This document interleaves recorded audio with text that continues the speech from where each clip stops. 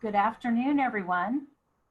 I'm Tracy Osborne Olchin, President and CEO of the Overland Park Chamber, and it is a pleasure to welcome you on behalf of the Chamber and our sponsor today, United Healthcare.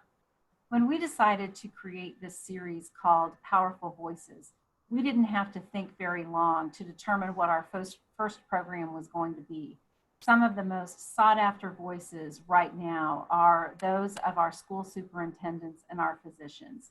So we were very fortunate to make the calendar work in our favor today and find people that we could bring together who are talking about going back to school in Johnson County. We're going to talk in today's event about the planning, logistics, and safety protocols and what that means for all of us in the community as parents, students, and employers.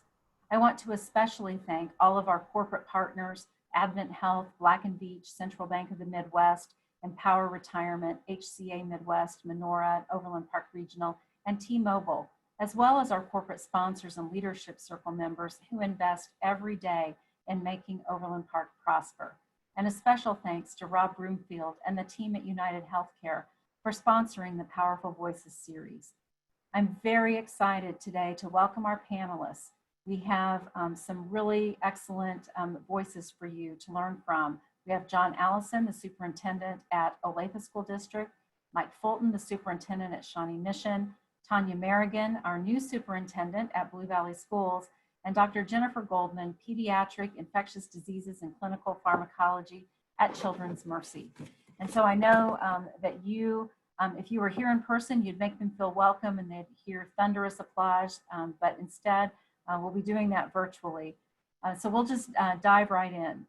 The return to school is probably one of the hottest topics out there. We received numerous questions from all of you in advance, and so I'm very appreciative of those. I'm going to weave in as many of those as I can, and also we'll be looking at questions in the chat as we go along, so feel free to go ahead and enter those as we move through the program today. We're going to jump in and get started. So first, Tanya, John, Mike, your districts have all announced the delay of school to after Labor Day. And yesterday, Johnson County Health Department, in conjunction with Children's Mercy, released gating criteria as guidance for openings. So I'd like to really get started with very broad strokes. So for the superintendents first, and then we'll turn to Dr. Goldman.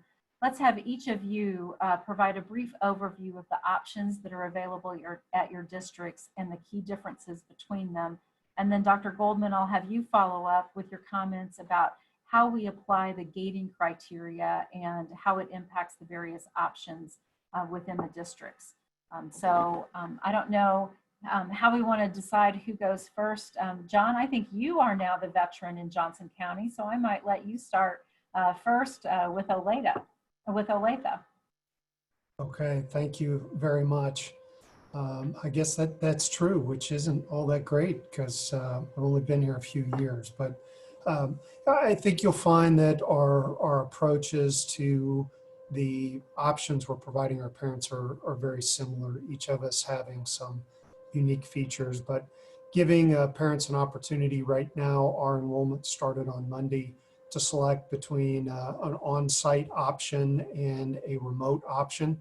We're asking that parents make that decision for a semester.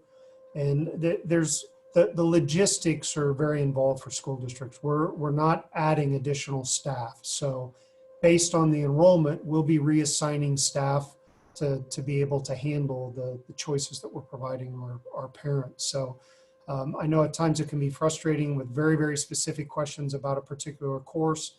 And our answer has to be, it's going to depend. It's really going to depend on numbers that we have, how we'll be able to reorganize that. You know, a question I'm sure the other superintendents are getting, you know, parents saying, well, if I choose remote, will it have been my child's normal teacher from their school with their friends? Probably not, because we're having to look on a district-wide basis. And if there's only 10 students from that school that have picked remote learning, we're not going to be able to group that. Well, we'll try, depending on how those things look. So remote learning will not be sit in front of the computer for 6.5 hours a day.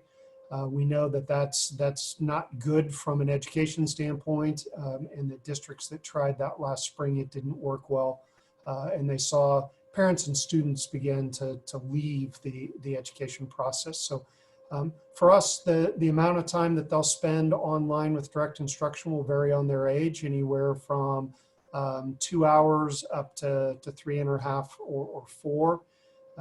How much of that at the high school level they receive, of course, it'll be a little less than we would at the elementary because of the wide variety of courses that are offered. So some of that will be more self-directed with less direct instruction, and some will be more, particularly in the core areas. But if you think about an astronomy or an advanced physics, that may be, we'll still offer the courses, but it'll be more self-directed than daily instruction. Advanced placement, honors, those types of things, still available to students. And this is a tough decision for parents, trying to decide what's in the best interest for their family. And they're going to have to weigh what information we're able to provide them and make the best choice possible. And John's done a great job of providing an overview of what the models look like. As we think about implementing these models, one of the challenges that parents are dealing with right now is this whole notion of, if we go to school in person, that is not a one-size-fits-all approach for the entire year. Based on the health indicators, if you choose to go in person, we may be remote at times because the health indicators are such that we need to have all students remote. It may be that we have to go with a hybrid approach, where perhaps we have half the number of students that would normally be in a classroom there. The reason for that is that you want students to wear a mask, and you want them to be 6 feet socially distanced at all times. That hybrid model allows you to do that.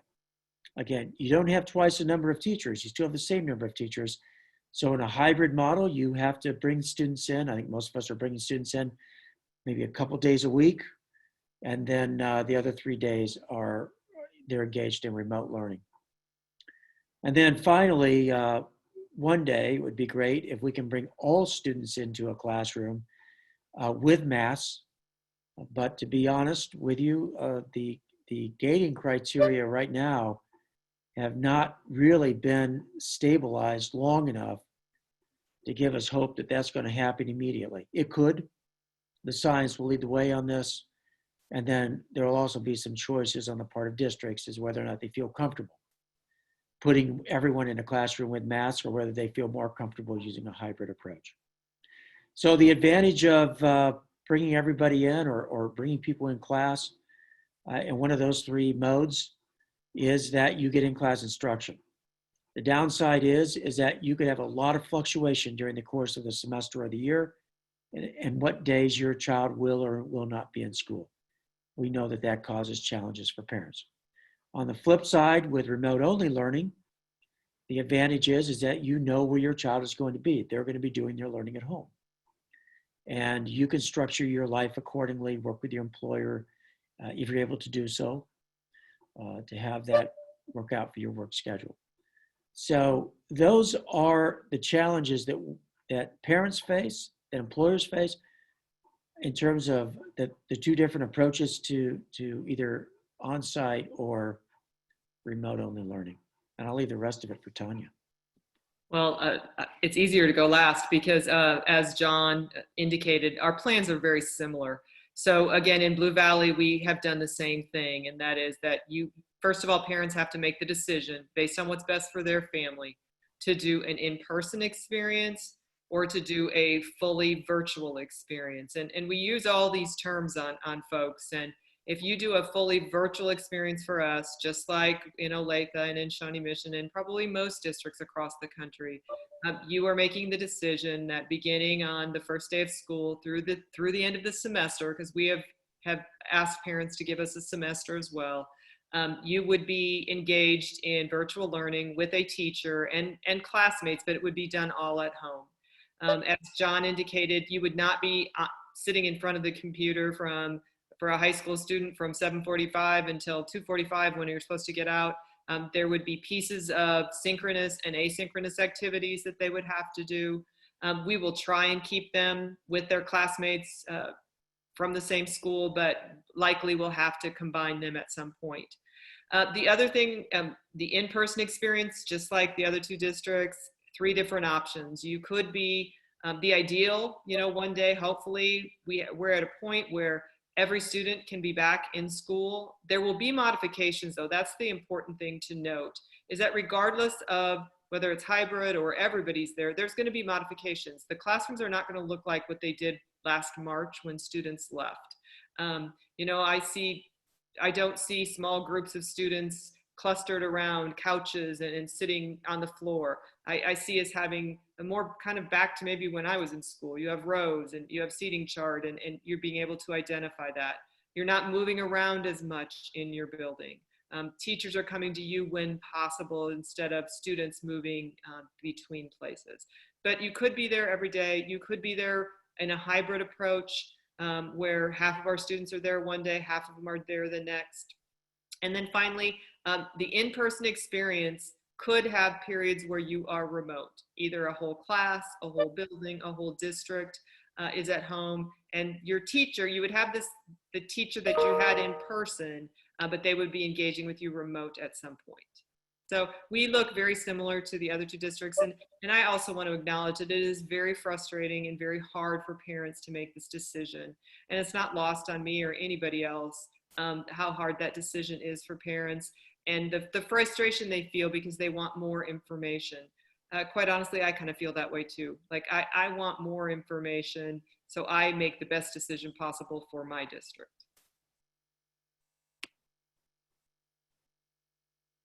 Dr. Goldman, do you want to talk about the gating criteria and how that influences, each of the superintendents talked about the fact that, as the numbers change and that fluctuates, that really influences what's happening with the students whose parents have chosen the in-person learning.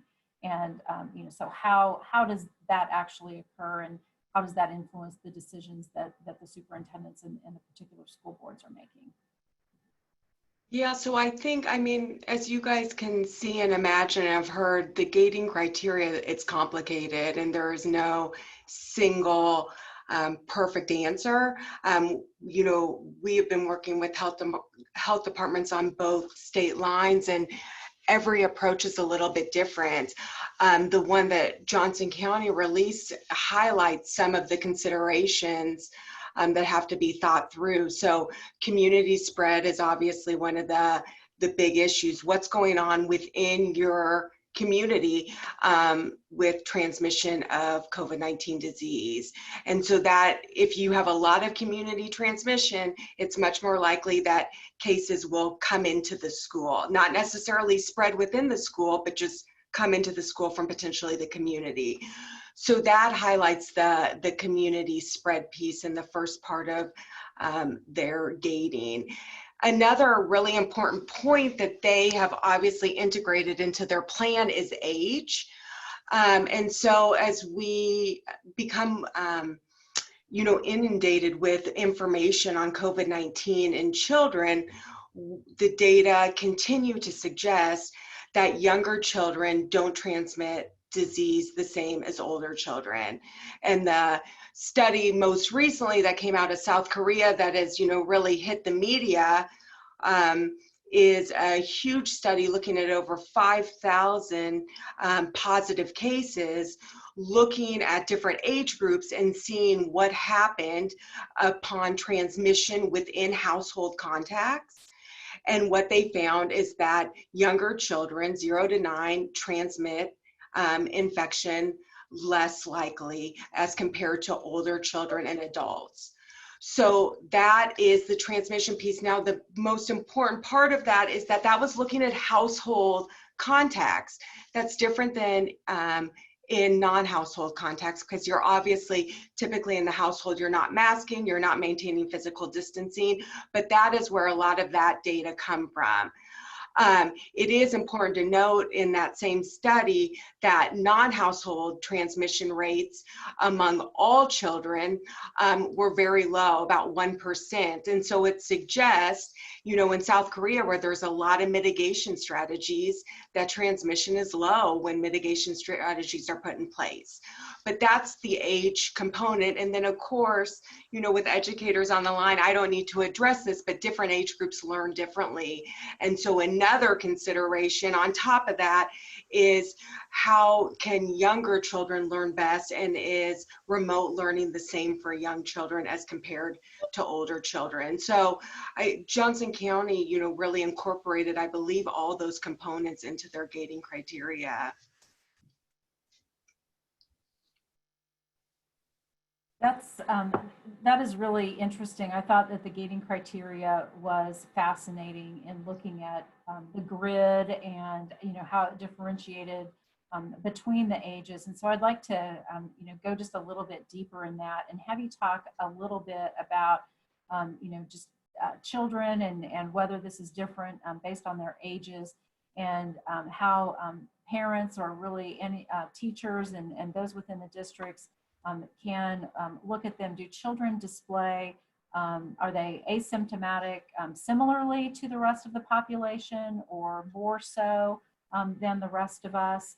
And, you know, how should parents be looking at them, you know, and making that decision of, you know, whether or not you go to school or don't go to school or don't participate in some activity? You know, there's always, you know, I think with parents been that question of, oh, you're fine, you need to go ahead and go to school. But, you know, in the age of COVID, you know, that's a completely different consideration now, you know, whether you have a sniffle or a sore throat, or, you know, you just feel a little bit sluggish and tired. And so can you address that a little bit? Yeah, so I mean, you hit on a lot of really great points. So let me break it down a little bit.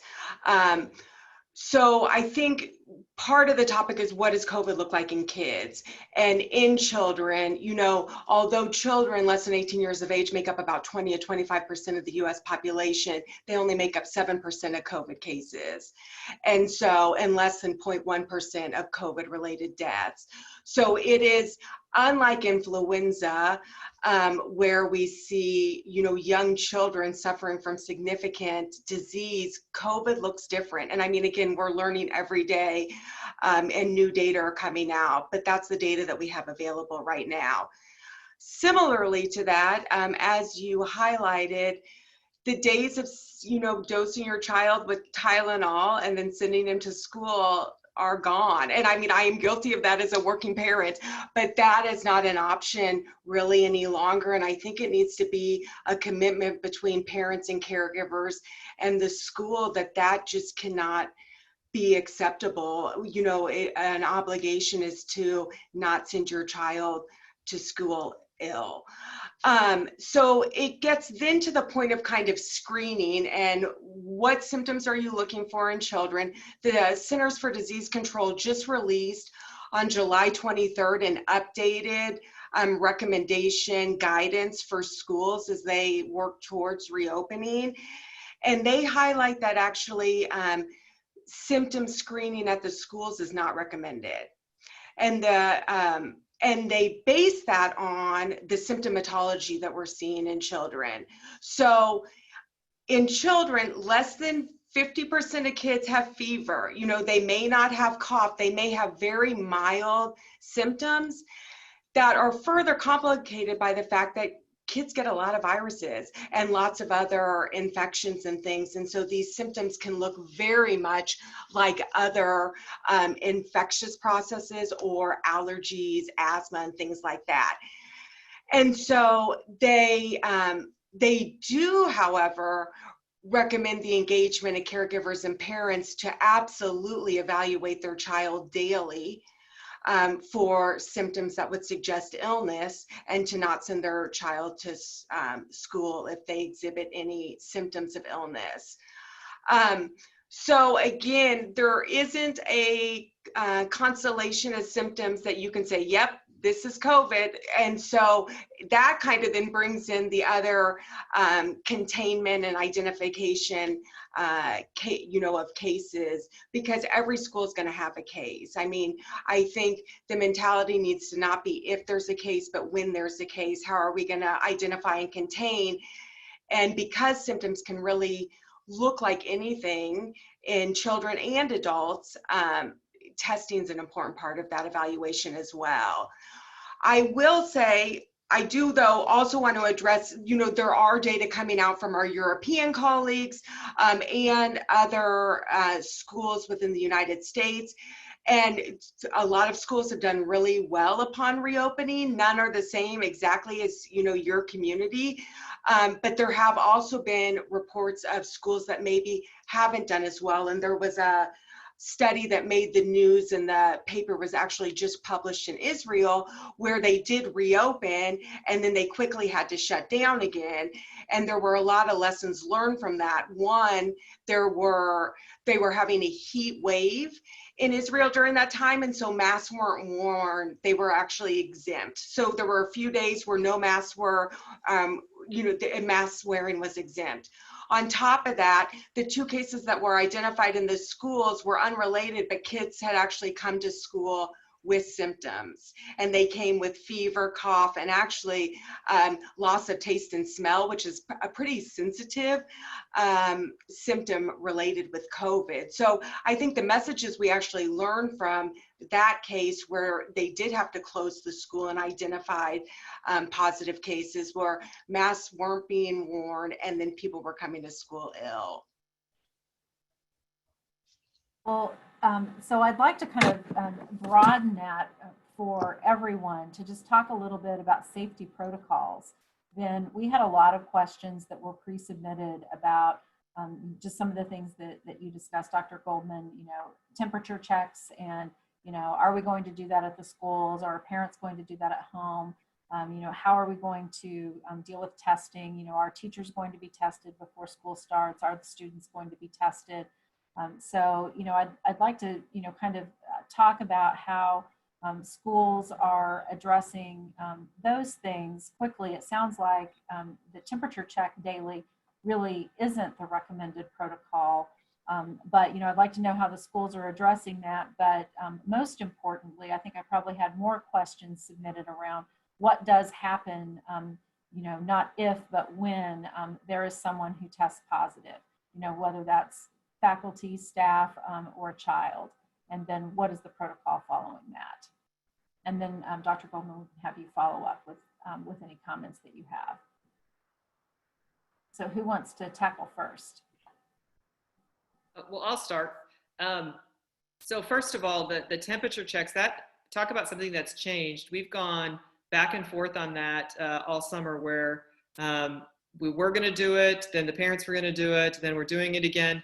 So at this point, Blue Valley is planning to take temperatures.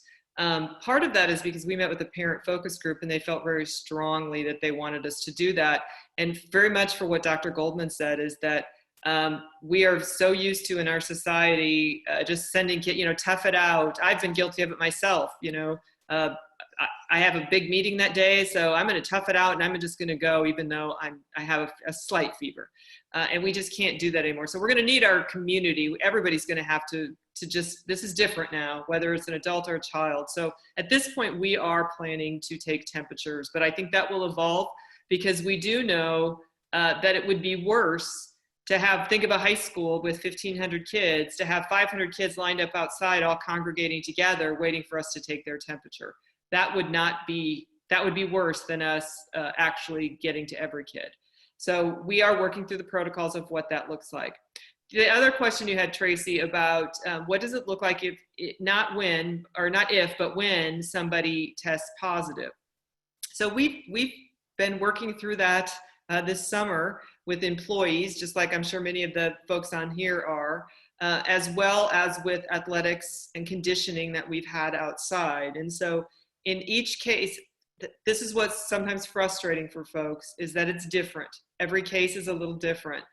You work with the county health department to identify this person. You work to identify, where have they been in close contact. Close contact has been within 6 feet for 10 minutes or longer without a mask. And so we have to help identify that. And then based on that information, we identify whether we need to exclude or ask people to quarantine, or whether it was an isolated case. So what we have committed to with our parents is that we will communicate. We aren't going to be able to communicate specific information about a student or an adult for sure. But first of all, if they're a direct contact, they will get a personal phone call about that and what they need to do then for their child or for themselves, and that we would communicate on a broad level, building and district-wide. I think for Shawnee Mission, again, to build on what Tanya shared, is I think we all have management protocols in place to ensure that our workspaces are safe for adults and for students. So for example, you'll find on our website an operations manual that specifically then begins to address health and safety concerns. Things like making sure that staff, students, parents are aware of safety protocols that we have in place. We'll be doing professional development with staff on how to make sure that their classrooms are set up and maintained in a way that ensures, again, safety of students and staff. A number of these protocols that we'll have in place are well known to us. Making sure that we stay 6 feet apart, that everyone's wearing a mask or a face shield, that we're using good hand hygiene practices, using gloves when necessary, making sure that we're disinfecting surfaces on a regular basis. We've also looked at beefing up our ventilation systems in the sense of being able to extract more effectively from the air those particles that we know causes COVID-19, how COVID-19 travels into the respiratory system.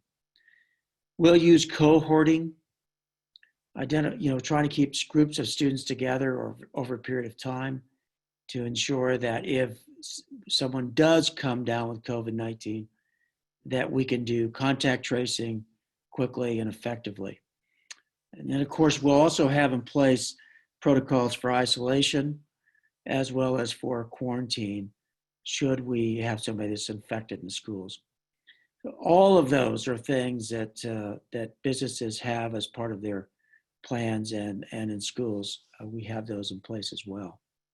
Turn it over to John. It is easier to go last. Thank you.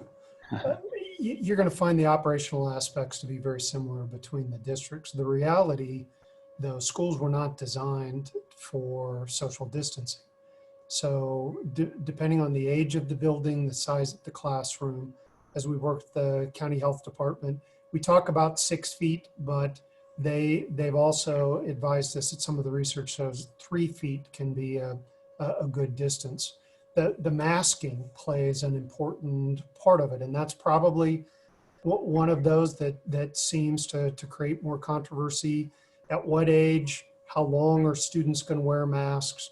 But we also know in the contact tracing, if folks have been wearing their mask appropriately, even though somebody that may be in the classroom is tested positive, if everyone's been wearing the masks, they're not necessarily going to talk about the class being exposed, or even those students next to it. So there are a lot of dynamics. As a district, we're still, and it'll be a work in progress on taking temperatures. Some of the issues that Tanya mentioned, a high school of 1,500 students, the accuracy of the temperatures, the most accurate is oral. So our position right now would be we're going to ask parents and staff to take their temperatures. We'll do some spot checks at school. And I'll just give you in a logistical aspect, 1,500 students coming into a high school. They've come across a hot parking lot. They've been wearing a hat. You take their temperature. It shows at a temperature. Now we have to find space for them to sit and acclimate for 10 minutes or so to get a more accurate temperature read. Dr. Goldman talked about the issues around temperature. We do have parents that really feel like temperatures will be important. So we want to see what the medical folks tell us as we progress with this. And then maybe there's an education aspect that we need to do with our parents so that they understand why it's important for them to do it at home, not send their kids to school sick, but why we're not going to do it unless we see a student that we think might have some, not be feeling well or some of those other issues. So this is a dynamic process for all of us. As more information comes out, school districts, we've put our operational plans together, but we know that they literally change from day to day and hour to hour based on the information and guidance we receive. Our expertise is not the medical arena. It's about what we can do to try to educate kids as best as we can under the current circumstances, and to rely on the experts to give us the guidance to make those decisions.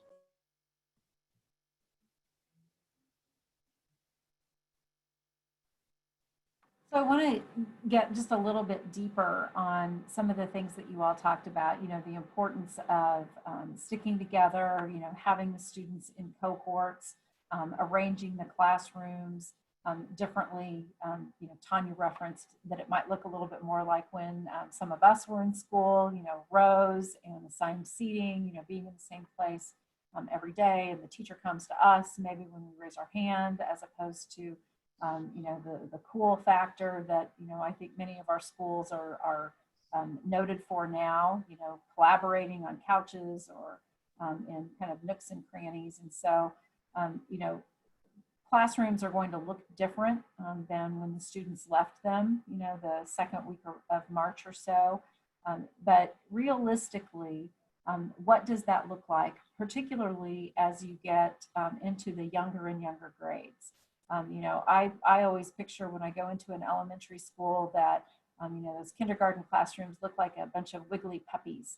And so trying to imagine them staying in a cohort, for any period of time seems like an amazing task to ask of our educators. And, I already think they do amazing jobs regardless of whatever grade they teach. So, what does that really look like in practicality? And then at the high school level, because they don't all study the same thing, if they've chosen the on-site learning, how do you keep them in cohorts? You don't have to get really granular about that, but how do you try to minimize the mixing and mingling of people for contact tracing when people study all different kinds of things and they're used to being extremely mobile? I don't know if you all want to tackle that, or if you all kind of have the same approach or thought process to that question. Well, I'll start off. There's going to be some common strategies that we all use, and we all are going to face a common problem when it comes to students in a classroom. I think this is true regardless of age. We know as adults what it's like to have a mask on all day. It's difficult, right? And you need a break from time to time.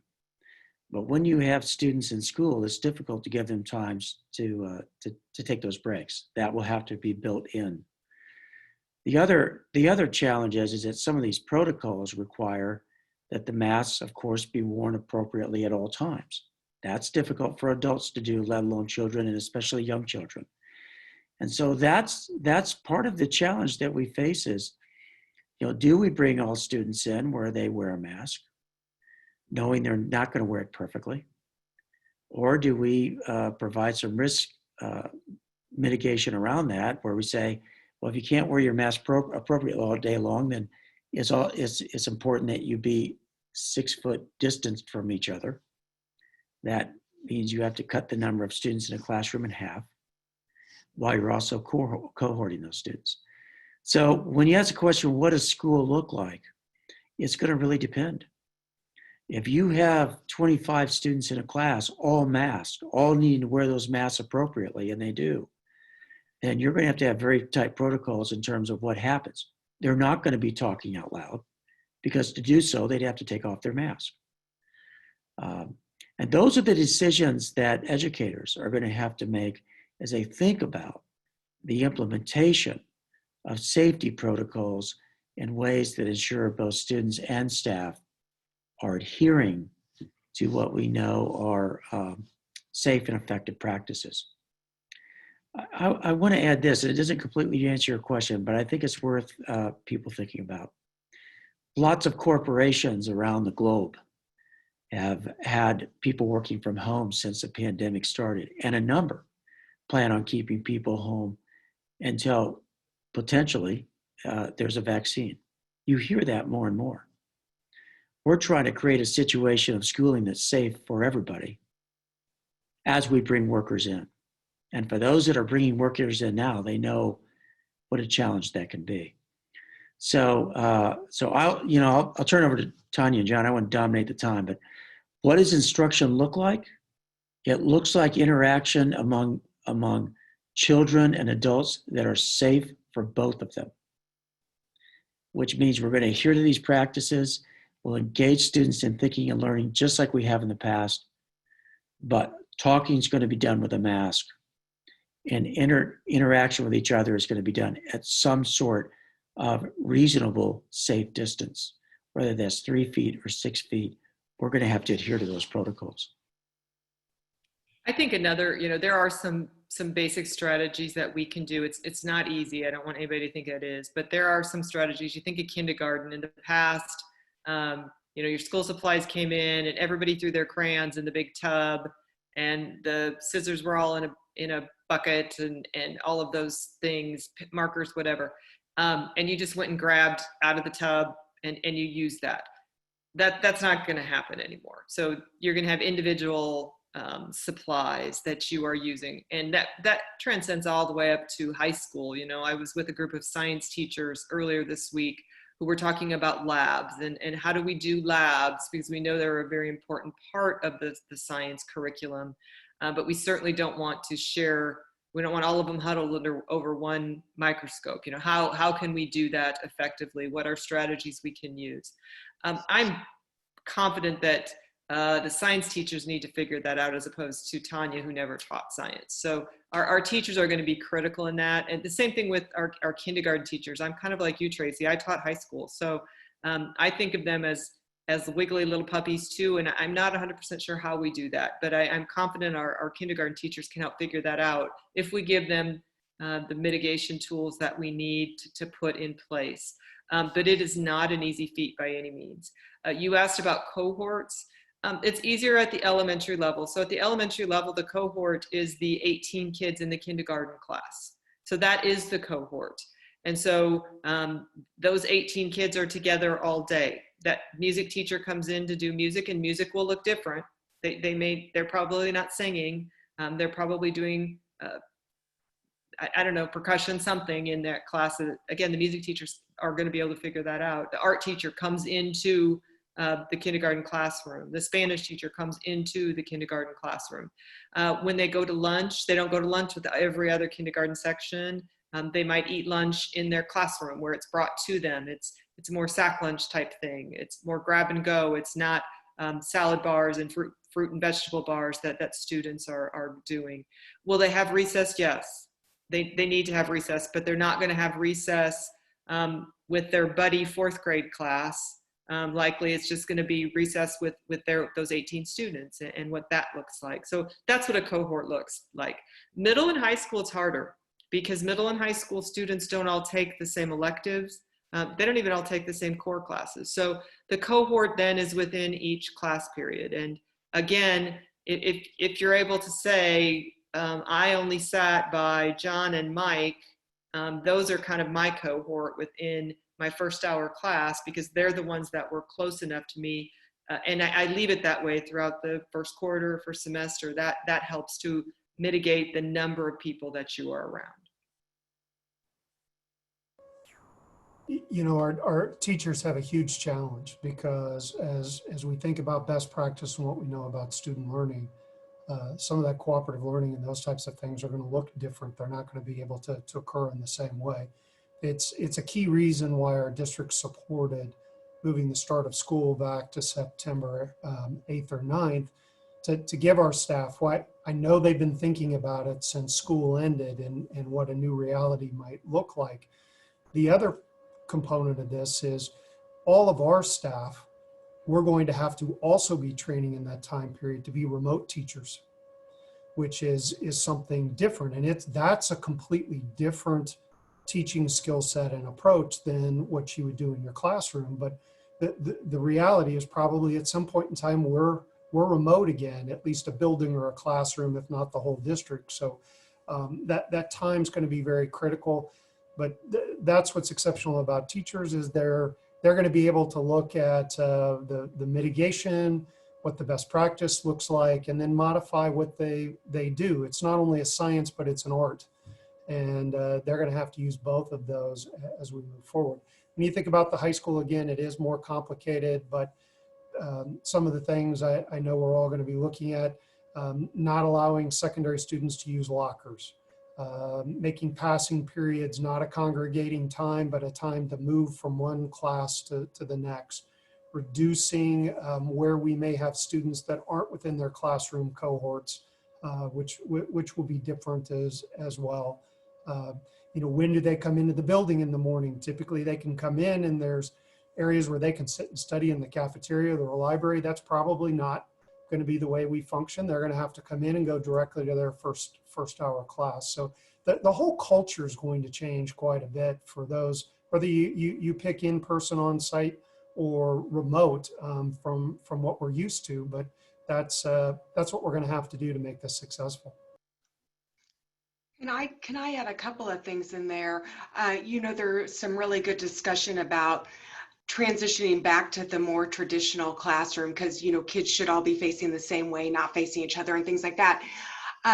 There have been some non-traditional approaches as well as taking classrooms outside in, other cities and countries. A lot of outside education because we know that the virus doesn't transmit as well when you can get spaced and you're outside. And so that has been, a really interesting concept that's taken off, and using buildings around the community that aren't being used. So I think there are other opportunities to get outside the classroom. Now, obviously, we live in Kansas City, so winter is going to be a different time. But, these first few months getting back to school, that has been a discussion with some. It's taking the education outdoors.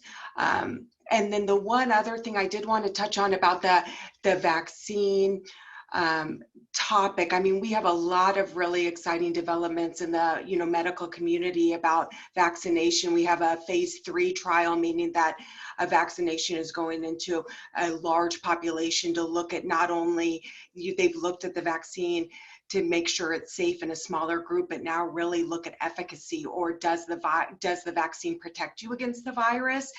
So that's one really hopeful point as we move towards vaccine. Once a vaccine is then approved, then we have all the other kind of challenges that we see with vaccination. And so mass distribution of over 300 million doses for the United States, getting it to, approved and studied in kids as well. And then just uptake in general, people willing to get the vaccine. So those, and we see those, some of those complications and considerations with influenza vaccine and other vaccines. I'm a pediatrician, so that is a big topic always. So just points to consider when we're thinking about the timeline for vaccine, although there have been a ton of encouraging steps along the way. I think for mass production and distribution, we will encounter some challenges. I think we all have our fingers crossed for the vaccine, and I think it's not going to come soon enough for all of us. So I want to turn to the remote learning piece. We've had several questions, and I know, even within our own office, we've had discussions about just what a typical day might look like. And, I know that most districts have said, it's not going to look like it did in the spring. because you had all of about 5 minutes to think about what happened in the spring before you were delivering it. And, you know, it was kind of changing and, it was, like building it while you were driving it. And, you had, it extended a lot longer than anyone thought it was going to be possible. So we know that, some people have a framework in mind, but it's not necessarily going to be that. So kind of walk us through what that choice looks like if you choose that from the beginning, and then what it might look like if the gating criteria comes into play and people who've chosen the on-site learning and then they suddenly go home and they have to go remote for a little while. So distinguishing between those two aspects. I'll start. So I noticed a question in there too was about what we have great teachers who, the traditional sense in the classroom, what are we doing to make sure that they're prepared? That is a wonderful question. That's another reason why we needed to move the school, start of school back, because we really have to get our teachers prepared. We have to provide them the professional learning that they need so that they can be amazing remote, because it doesn't just transcribe automatically.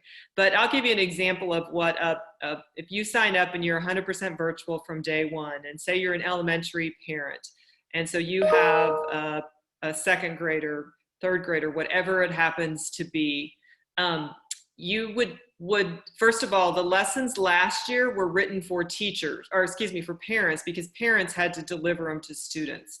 This year, they would be written for students. That doesn't mean that you're going to be able to put your second grader in a room and shut the door and say, go for it. But it's written for a second grader. So you might start the day with a morning meeting, again, via Zoom. And a morning meeting would be where the elementary teacher is meeting with all of her second graders, and they're starting out the day, doing some social emotional learning, something to get the day started. Then they might have small reading groups within there. So not all 20 second graders, but maybe there's 4 or 5 second graders who are scheduled into a reading group. The other second graders are doing some sort of an activity that the teacher has talked to them about offline, or maybe it's even something online, but you're not sitting in front of the computer. Then a different reading group might come on, and those kids, similar to what's going on in a classroom, that's exactly what's happening there. It's just that the teacher will be working with small groups of students via Zoom, as opposed to the entire class. Then they might have a special somewhere in the morning. So maybe they have a 30-minute art class or a 30-minute PE session, or whatever that happens to be. They'll have lunch, which of course is on their own, mom and dad helping them. They might come back in the afternoon and have a small math group, and then an activity that they're doing in math. They might have another small special. They end the day with a meeting again with the class. That might be what it looks like. So you're on and off of the technology. We plan, I think all the districts are on this, plan to have a uniform device that is sent home with the child. So for us, K2 is an iPad, 3 through 8 is a Chromebook, and 9 through 12 is a MacBook. So they would have a common device that they would be able to do that. So professional learning, so important, as well as the need to really understand that this is different than it was last year. Because these are written towards, at elementary level especially, written for the students. Mom and dad just have to supervise. They aren't actually being the teacher.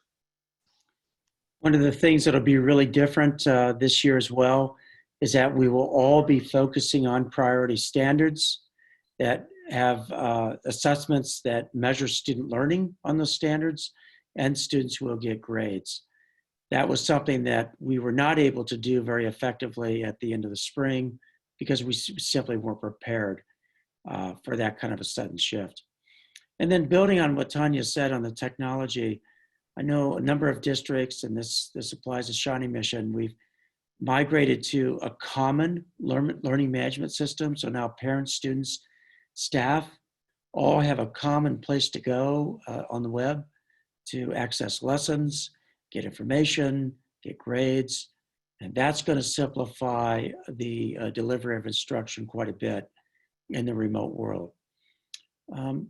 Another important piece is that I think lessons are going to be designed to be much more interactive and engaging for children. We're going to be able to have kids interact not just with the teacher, but with each other in ways that are more robust and meaningful than they were in the spring. So it will look very different than what it was last spring across the board. And yet we know we'll have a lot to do in terms of our own learning to make sure that we're effective in delivering instruction in a meaningful way online. Based on those descriptions, two things I'd point out. One, that's why we're asking for parents to make a commitment for a semester, because we are going to be assigning staff. It's much more engaging. It's not something that their normal teacher is just going to spend an hour or plan for. We'll have two very different staff designations, those that the kids are coming to class and those that are remote because of the robust nature. The other piece of this is based on the age of your child will depend on how engaged you're going to be in their education process as well. A first grader doing remote learning is Tanya said, you're not going to be able to put them in front of their device and shut the door. They're going to need your assistance in these lessons with scheduling and maybe redirection. So, I think that's got to be part of the equation of parents making a decision, is also the age of their student and their ability to continue to engage and be a part of those educational opportunities will be very different for a first grader compared to a ninth grader or an eighth grader. I mean, those are going to be very, very different. And that's something parents need to take into consideration as they make their choices. The one distinction I want to make is that we've talked a lot about, so that's a full virtual experience that we just talked about. We talked about the in-person experience and how we're going from maybe in-person to maybe a hybrid to maybe everybody is home for remote for a period. I think it's important to note that what we just talked about is the full virtual experience. If, for example, we go into a hybrid approach where 50% of the students are coming one day, 50% the next, when you're home, when you're not at school, you will have some sort of a remote lesson. However, the teacher will not be available because the teacher is with the other half of the students at school. So that approach is one where parents probably have to be a little bit more involved. Again, hopefully the teacher is setting that up for the students so then when they go home the next day, they know what they're working on.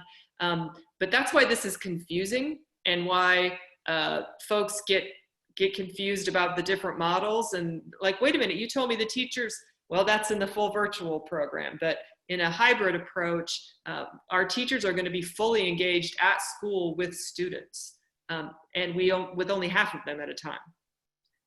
Looking at some of the questions, one of the things that's going to be very important is that we have equity and access. It's going to be a challenge because not all children have access to the internet, to broadband. So we're all working on strategies by which we can make sure that students who are working remotely have broadband access. Another question that came up is, do students have to log minutes? We are accountable for students being involved in school for 1,116 hours. There are some creative ways that we can log student minutes, and part of that is if they're engaged with activities with us online or in class, then we know that they're in school. And so whether or not students have to actually all do a physical log or if there are other strategies we can use is something that we're all still working through. And then with students with IEPs, there are always going to be accommodations made for students with IEPs. We weren't really able to do that much in the spring. I think this year will look different. We'll be able to do much more customization in meeting those student needs. If they're working remotely, there may be some of those needs that are met on site as well, but that's something that has to be worked out at an individual student basis. So let's talk a little bit about just wellness in general. Many of you were involved in our community visioning a few years ago, Forward OP, and we heard a couple of things as themes that were very critical community priorities. One of those was that we wanted to be welcoming to everyone as a community strategy. And then the second one was wellness, and not just physical wellness, but mental wellness. We heard it almost in every single meeting that we had, whether that was hundreds of people or if we gathered 5 or 10. Just this emphasis on making sure that our community was consistently looking at the whole person and wellness. And I've heard that so many times since March, when COVID has seemed to kind of permeate almost every meeting that I've been in, even if that wasn't the topic, that now more than ever, Forward OP and many of the strategies that we were looking at is really more important than ever before, but for reasons that we never quite anticipated. And so I'd like to talk just a little bit about overall wellness, and particularly from the mental wellness perspective. There's stress every day, just beyond the normal stresses that you would have within your districts, related to, just students and their overall performance and anxieties that students might feel, and from the business community, the regular stresses of business, just uncertainty about what's happening, within the marketplace and with the changing health numbers every single day. And so now we've got, the additional stressors that you all have identified, you all having to make decisions that are critical and important to the district and to our community, and parents having to make these decisions that are absolutely critical to their children's future and their families. And so, I want to talk just a little bit about whole wellness, keeping children physically safe as well as faculty and staff, but just that emotional well-being of addressing the fact that whether they, and I think, John, you're the one that touched on this, you said the culture is going to be altered. Whether or not they come back to the classroom or whether they stay at home, it's different. And so, how are we addressing, or have you even had time yet to think about how you get to the teachers and address the fact that it is different, and we have to acknowledge that and deal with the stress that's going to come with that for the students as well as for the teachers and the rest of the faculty and administration? I don't know, I guess it's my turn to jump in first. That's absolutely at the forefront of our planning and considerations, both for adults and students. We're a community that is stressed right now. Unknowns, whether it's making a decision about where to enroll your student, to financial, all those aspects. So all of us are really looking at the first part of school is really going to be getting back in, establishing the relationships, helping students make that transition, whether they're remote or in person, and dealing with the social emotional learning. It's going to be key, and it's going to be key to everything we've built in for both formats as we continue. And we know if we do have to make changes, say on-site, going to hybrid, and the things that are coming, that's going to be as important as any academic standard that we'll be working with our students. And we have to support our staff. So I know, as an example, we had our plans put together, our strategic plan, and not that those work stops, but we're also looking at what stressors are we creating for our staff, and which are the most important, and what are some of the others we can put aside and say, you know what, we'll get to those, but focusing on the emotional wellness of everybody engaged is going to be as important as anything else we might do, because if it's the same side of a coin. If we're not able to mentally focus and feel comfortable, we can't perform, whether you're a student or a staff member. So it's absolutely something all of us have talked about and we're working on, and it built in as a foundational piece to what we're trying to do. This is something that honestly I lose the most sleep over because I believe strongly in the mental wellness of every individual. As a former high school counselor, I saw how much stress kids were under on a normal basis. And we're just continuing to add to that stress. Adults are stressed. I mean, think about all of us and what we've gone through. So for me, it has to be a partnership between our families and the schools and the community, because we all have to be in this together. It cannot become a divisive thing here, because our kids are counting on us and our kids need us to work together to provide them the supports that they need. And so just like John mentioned, social emotional learning is a strong component and has to be at the forefront of what we're doing in our classes, whether they are at home online or whether they're physically in our building or we're there every other day with them. Whenever we see students, that has to be a component of what's there. Part of the delay of school really goes back to that social emotional wellness. We needed more time to help our staff be ready for what is a huge change. It's a big mental model shift. And by starting school now after Labor Day, it gives us more time on the front end to help do professional development staff that raises their comfort level to be ready to be working with these online platforms, do lesson preparation, talk with each other about what lesson design is going to look like. Because if teachers walk into this year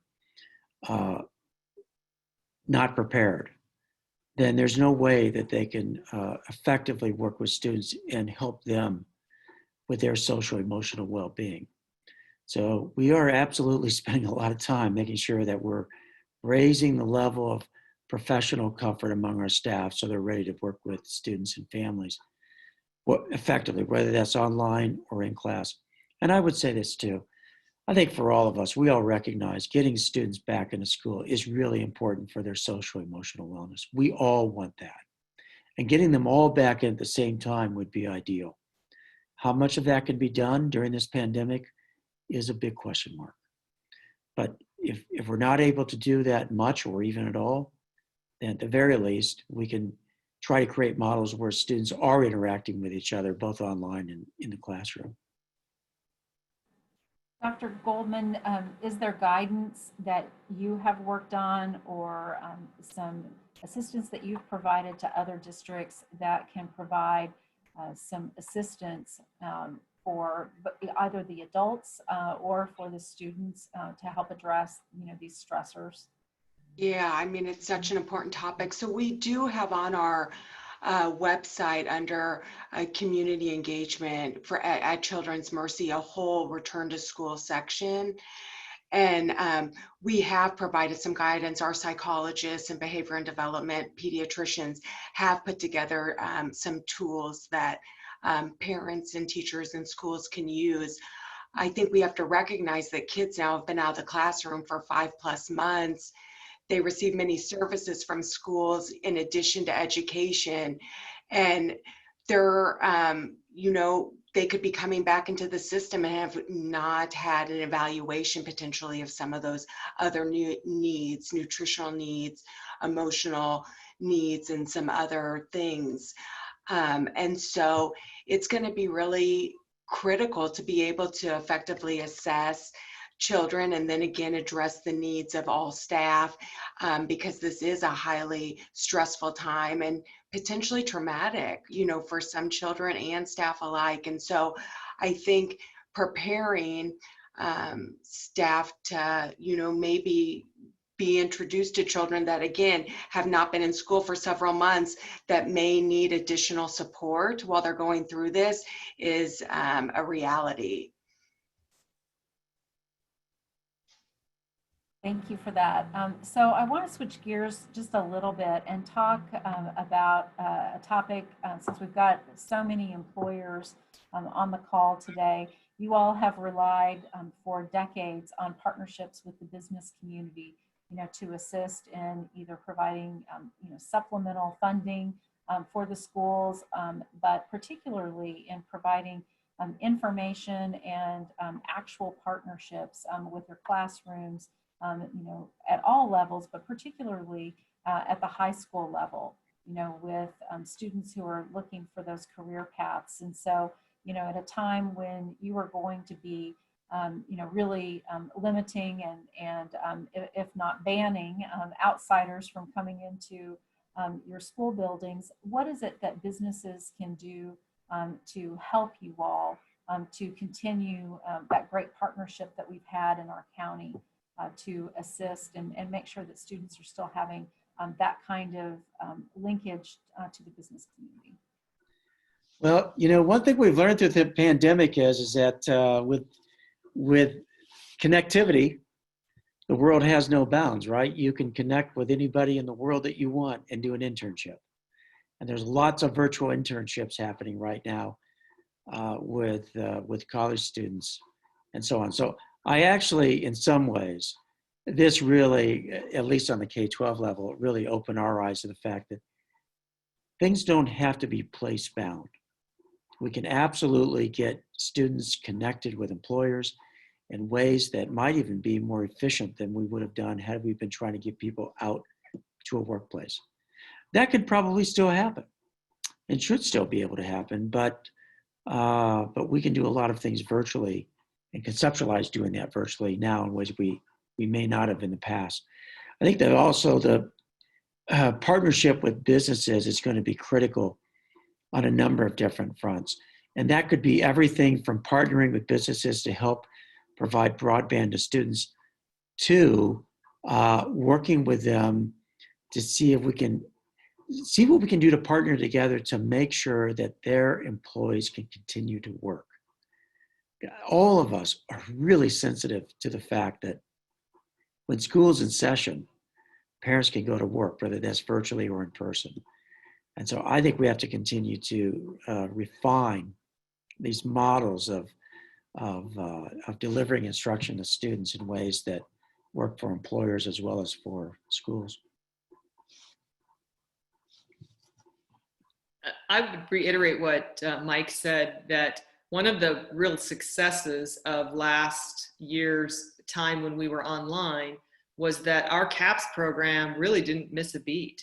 Instead of mentors coming in person, they were able to connect just like we are right now, and they were able to complete projects. They were able to continue the curriculum that they had around that. And I would see that only escalating because it truly is much easier then, because you're not trying to schedule calendars. You're not driving. You just can find 30 minutes within a time period. So I think that will continue. I also want to reiterate what Mike said about partnering with businesses because we know the models we just described, other than everybody's in session every day, they're going to cause problems for working parents. And that is not lost on any of us. It is really a struggle for us to balance the health of our students with what we know our community needs to economically continue to function. So anything we can do to partner together to help solve some of those dilemmas would be awesome. Stay engaged with us. We need you more than ever right now. It may look a little different, but for our students, we need all of our business partners to stay engaged. And if you haven't been engaged with the school district, now's the time. I think that's a good point that you all make. Now more than ever, there may be some opportunities for businesses, particularly our small businesses that may have not had the bandwidth to participate previously, in the traditional sense, but they may be able to because, again, you don't have the drive time, and they may be able to provide, some assistance, in very, very specific ways. By connecting digitally. So, we'll keep that in mind, and maybe we can talk about that offline about how we can promote some opportunities that you have once you guys get up and running. So we'll let school start first, and then we'll tackle that piece. So I want to go back to an issue that Mike brought up that's been mentioned in the chat and was submitted previously, and that's about students who may not have access. And so, most of our students are blessed. They've got, probably more gadgets than they need, and they've got at least all the broadband that they thought they needed until everybody was at home, streaming everything. But we do have a growing segment of our population that may not have all of that. They may not have any access to internet, and they may not necessarily have the know-how, within their families, to have, all of the expertise to assist them. And so, can you address some specific steps of how each of your districts is, trying to support the students who don't have that, as well as I know that we've got pockets of our communities with homeless students and those who might be housing insecure, and how we're making sure that we're, keeping up with, those challenges as well. I could start. So we have, for the last couple of years, have partnered with the Sprint Million something project. It's a grant that we've gotten from them, and so we've gotten hotspots. And for the last couple of years, it's been secondary students because that's who's had the devices at home. We worked this summer to secure enough that we have them for elementary students as well as middle and high school students whose families don't have that at home. And so one of the things we found is that you have to be kind of figure out how to figure out who those students are, because some people have internet at home, but it's just what you talked about. It's not enough when there's multiple students on the device. So some of the ways that we've identified those students is working with teachers, because students weren't turning things in. And when you dove into it a little bit, it was because they couldn't get online at home. So we have identified some. Again, we feel like we have enough devices, hotspots to do that, and we will continue to work with our families to get those home. I also think that homelessness, Tracy, continues to grow. We all have students in our district that we are helping to service, and that's why we did the meals last year. That's why we had thousands of students who would show up for breakfast and lunch, grab and goes, and those have to continue. Even if we're remote, that has to continue, because that is not going to change. That is a need within all three of our communities.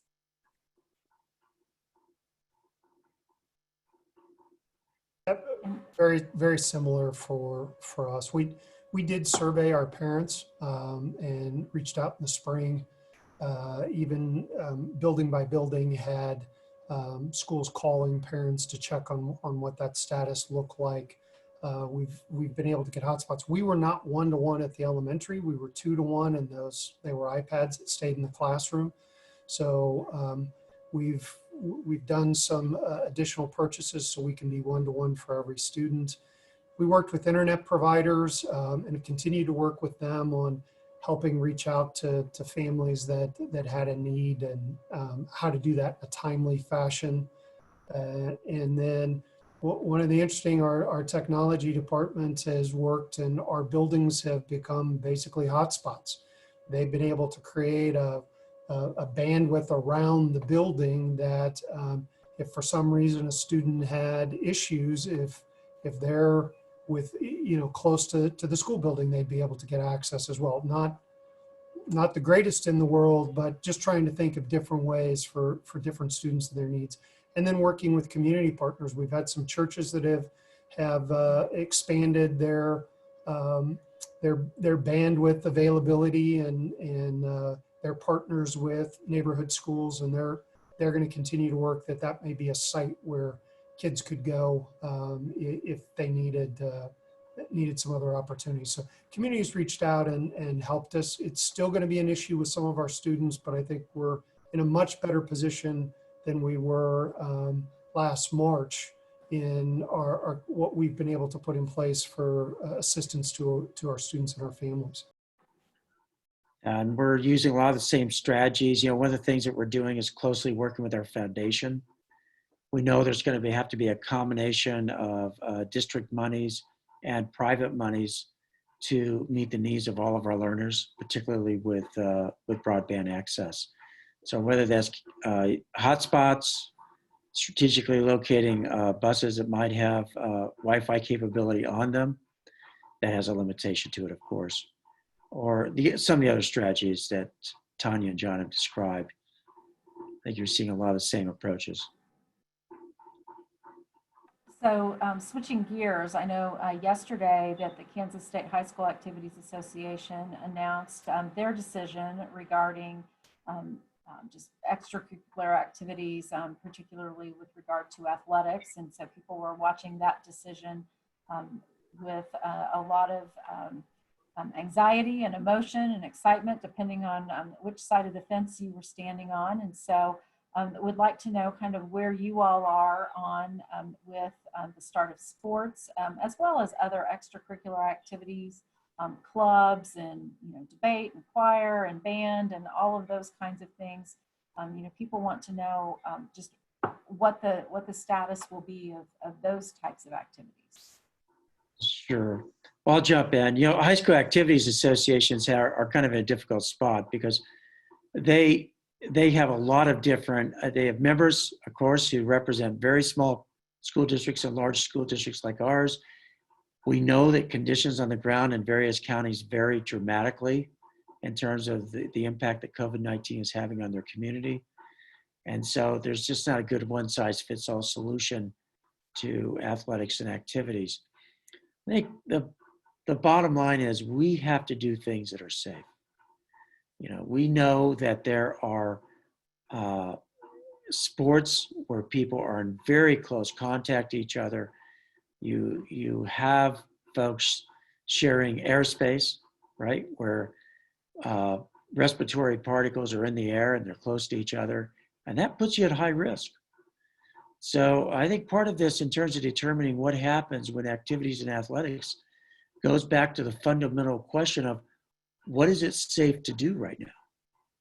And that's going to vary a little bit by county. But when you get into activities, we've seen this with football, we've seen it with professional baseball, where people are in close proximity to each other, the risk of spreading the disease is much higher.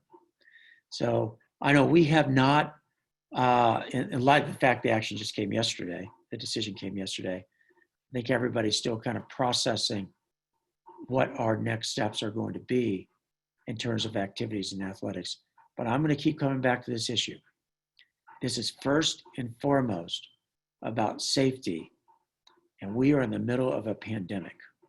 So we need to be smart and we need to do it safe, because we have to get this curve down and manage it in a way that it doesn't continue to disrupt society at the levels that it has in the past. The CASHA activities, I think, is very much a work in progress for all of us, and will depend on what happens in the community. We've made the decision, going back to trying to cohort and mitigate. We'll at least start the school year. If it's not a CASHA activity, we're not going to do before and after school clubs unless they can be done virtually. We figured start more narrow, and we can broaden it as conditions change and we get a feel for a new school year. And then we're not going to allow part-time enrollment as we have on some occasions, where students might come for an hour or two, and we're trying to maintain those cohorts. So that will have an impact on remote learners. We're going to allow them to participate in before and after school activities if it's CASHA related, but not come on campus during the day, and change those cohort dynamics as we move forward. So this will, like everything else, be something that we'll monitor and adapt and make changes once we get into our routine and see what happens with community spread and some of those other factors. I would say ditto. We've made the decision to, just like Olathe, that we're going to concentrate on CASHA activities, which include debate and band and some of those things. But safety, and I also agree with Mike, safety has to be our number one goal. We've had students engaged in conditioning this summer. We, to this point, have only done outdoor conditioning, and our coaches have done a fabulous job of keeping kids safe and following all the protocols put in place. But it's a decision it's not an easy decision to make, because we know how important that is to students and how much they want that. But we just can't do it if it's not safe. I would agree with Mike. These are very difficult decisions. And as a former debater, I know that all of your debate teams could give you hours and hours on both sides of the issue if you really wanted them.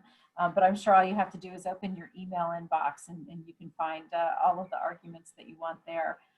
We're just at the 5-minute mark. And so I know that there are so many other questions that have been submitted and we could go on and on, but you all have been so generous with your time. What I'd like to do now is just give you all an opportunity to give us your thoughts on anything that we either haven't covered that you think is really important that you would like to say to our audience. We did record this session, so there will be lots of people who weren't able to join us at the exact time who will view this later, or that you really want to emphasize as parents are making decisions or as businesses are looking to how they can best assist their employees who are parents of school-age children. Dr. Goldman, I'm going to let you go first. Since generally you were the one who summarized everything, I'm going to let you have the last word. Sure. I just want to thank everyone in education because this is truly a daunting task. And I think it's given, some of us with medical expertise, the opportunity to collaborate with a lot of education systems. And I think I definitely appreciated it before, but all that you do for, kids is truly amazing. I would like to highlight, I think as we kind of move into school reopening and things, one important point of all of this, and I mentioned it before, I do think, testing, being able to test and have access to testing for COVID-19 in children is going to continue to be an important factor. And so, again, children don't have any, clear symptoms that say, yep, this is COVID. And so when children are sick or have symptoms that could be COVID, they are going to require an evaluation and test so that they can either return to school safely if they don't have COVID-19 or that they can appropriately isolate. And so those are other strategies. I think it was touched on at the beginning, being able to identify isolation and who needs to be quarantined and then testing. Those are all important factors that will need to be considered upon school return. Thank you. Great points and good things for us to remember. We really appreciate you being with us today. All right, John, I'll let you go first so you don't have to be last. I just want to say thank you for the opportunity, continue to, for us to engage with the community, try to explain where we are, but also ask everybody to remember that day to day we get something new that impacts the decisions we make, whether it was some of the gating information that the County Health Department put out yesterday or direction from the Kansas Department of Health and Environment. And this is going to take all of us. We've all got to be in this together if we're going to make it successfully through these challenges. And I know we can. If there's any community that can do that, it's the folks in ours. So again, thank you. Please stay engaged, and we greatly appreciate your support. Anya? I also want to thank you for hosting this today and allowing us to share a little bit about what we are doing within our districts. This is an issue like none I've seen in my time, and I've been in education for over 30 years. It is very polarizing. People have very strong opinions and very valid opinions on both sides of this issue. So, I could look at my email and 5 will be on one side of an issue and 5 will be on the other, and they all have valid points. But this is what I want to say. We do have to work together. We have kids who are counting on us, and we have to put up a united front for students. And so regardless of what mode it looks like on September 8th or 9th, I guarantee you that the teachers in all 3 of our districts are going to be ready to embrace kids and to do whatever we can to ensure that those students feel safe, both mentally and physically, and that we provide learning for them. So thank you again. And I also agree that there is no other community that could do this better than us. Agreed. Mike? Well, you know, the strength of any community is tested in times of trial and tribulation. And I've just been really proud of the work that everyone in Johnson County has done, employers, the school districts, the county, city governments. You know, this is a community that's working together to solve a really complex problem. You know, it's been a joy through this entire pandemic to engage in weekly and sometimes, oftentimes, more than once a week meetings with fellow superintendents in Johnson County as we work together to try to find some common solutions to ensure that every child's need is met and that we are doing everything we can to help our community stay strong and get even better. Well, thank you to each and every one of you. I want, on behalf of the Chamber as well as our entire community, to thank you for the work that you do every day to ensure not just the education, but the overall health and safety of our children. And so to the superintendents, you know, it is always a pleasure to work with you. To Jennifer, thank you so much. It really was a pleasure to meet you and to be able to acknowledge the work that you and all of your colleagues do at Children's Mercy. We really appreciate the partnership that we have with the hospital and all of the work that you all do. You know, the thing you all have acknowledged it about Johnson County is that we have great partnerships. We have long held great partnerships with our school districts and with our healthcare community. If there's one thing that people know all across the country about Johnson County is that we're education first. You know, the strength of our community, the strength of our economic development is really our secret weapon, and that's our commitment to education and the way we feel about our students and the fact that we really believe first and foremost that we have to make sure that education is available to them. And, you know, as Mike reminds us, this is a pandemic and, you know, we may have to do it differently, but we still have to do it. And so, you know, I want to thank you for everything that you're doing to make it happen. And don't forget that the business community is behind you, and don't forget to ask us for help because we're here. So thank you so much for what you all are doing every single day, because we know that you are doing it from every fiber of your being to make sure that it's going to be the same standard that we've always expected. It just will look a little bit differently. So I want to thank each and every one of you for being on the call today, and we appreciate very much your interest and your engagement with us. I want to thank particularly Rob and his entire team at United Healthcare for sponsoring our very first in the Powerful Voices series, and look forward in your inbox to seeing what our next Powerful Voices will be. And don't forget two very important things. First of all, wear your masks because we know that that makes a difference. And secondly, we do have an election coming up next Tuesday. So make sure that you vote. And if you're looking for information about candidates, you can find their surveys as well as interviews with nearly all of them on votejoco.com. Thanks again for joining us today. Be well and be safe. Thank you.